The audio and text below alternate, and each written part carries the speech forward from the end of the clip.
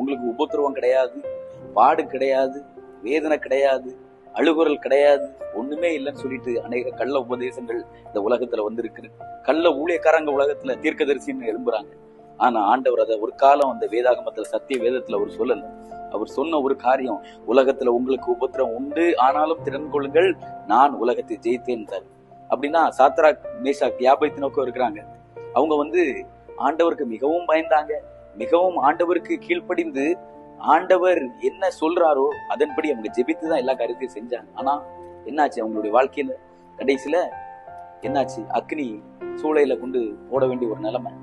அப்ப அவங்க நினைச்சிருக்கலாமா, இவ்வளவு நாள் நான் ஆண்டவரை ஆராதிச்சேன், ஆண்டவர் கடைசி நேரத்துல எனக்கு உபத்திரவம் தந்திருக்கிறாரு, ஆண்டவரை நல்லதானே ஆராய்ச்சாங்க, எதுக்காக அந்த உபத்திரவம் கொடுத்திருக்கிறாரு?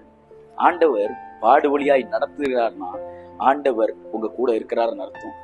ஆண்டவர் நெருக்கடி மத்தியில நடத்துகிறாருன்னா அவர் உங்கள் மத்தியில இருக்கிறாருன்னு அர்த்தம். அதுதான் இப்போ உள்ள உபதேசம், அதுதான் உண்மையான உபதேசம்.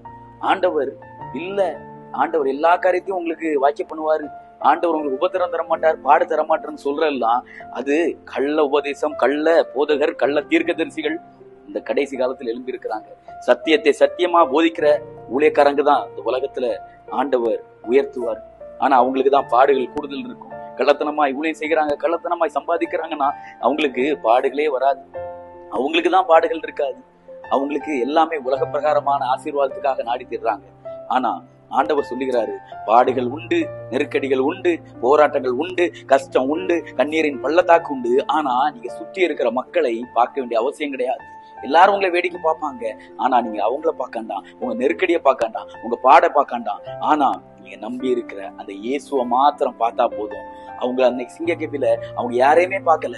அவங்களுக்கு நான் செத்தாலும் பரவாயில்ல, இயேசுவனா மறுதளிக்க மாட்டேன், வேற தெய்வத்தை நான் கும்பிட மாட்டேன்னாங்க.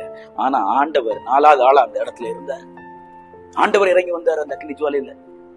அக்னியில கொண்டு போட்டவங்க கூட அதுல நிக்க முடியாம அவங்க சுரண்டு விழுந்திருக்கிறாங்க. ஆனா 7 மடங்கு நெருப்புலையும் ஆண்டவர் இறங்கி வந்து அந்த இடத்துல ஒரு அற்புதத்தை செஞ்சார், ஒரு அதிசயத்தை செஞ்சார்.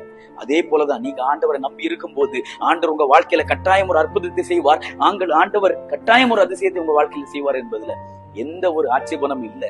ஏனென்றால் அற்புதத்தின் தேவன் அவர், அதிசயத்தின் தேவன் அவர். ஊழியக்காரனா நம்பாதீங்க, கள்ள தீர்க்கதரிசியை நம்பாதீங்க. கடைசி காலம் வஞ்சிக்கிற காலம், கொடிய காலமாய் மாறிக்கொண்டு இருக்கிறது. கூடுமானால் தெரிந்து கொள்ளப்பட்டவர்களும் வஞ்சிக்கக்கூடிய ஒரு காலம். அவனை குறை சொல்லி இவனை குறை சொல்லி இப்படி வாழக்கூடிய காலம் தான். ஆனா நீங்க ஆண்டவரை நோக்கி பார்த்தீங்கன்னா நிச்சயம் உங்க வாழ்க்கை உயர்த்தப்படும். கட்டாயம் நீங்க ஜெயிப்பீங்க. ஆண்டவர் உங்க வாழ்க்கையில பெரிய காரியத்தை செய்யும்.